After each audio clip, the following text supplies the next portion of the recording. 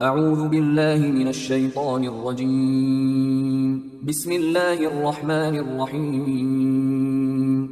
ظللنا عليكم الغمام وأنزلنا عليكم المن والسلوى كلوا من طيبات ما رزقناكم وما ظلمونا ولكن كانوا أنفسهم يظلمون.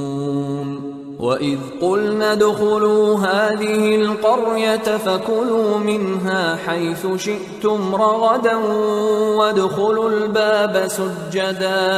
وادخلوا الباب سجدا وقولوا حطة نغفر لكم خطاياكم وسنزيد المحسنين. فبدل الذين ظلموا قولا غير الذي قيل لهم فأنزلنا على الذين ظلموا رجزا من السماء بما كانوا يفسقون.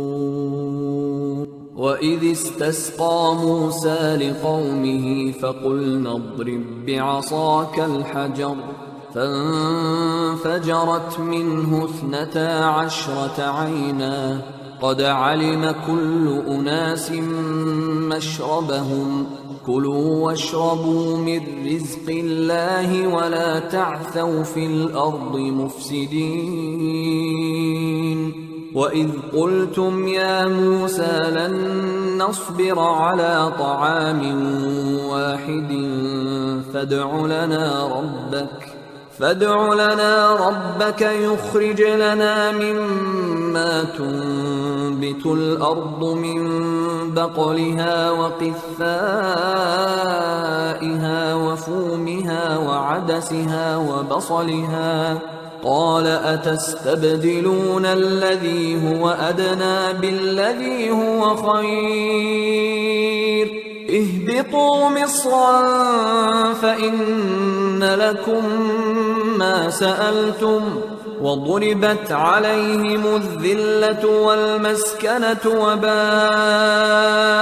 بغضب من الله ذلك بأنهم كانوا يكفرون بآيات الله ويقتلون النبيين بغير الحق ذلك بما عصوا وكانوا يعتدون.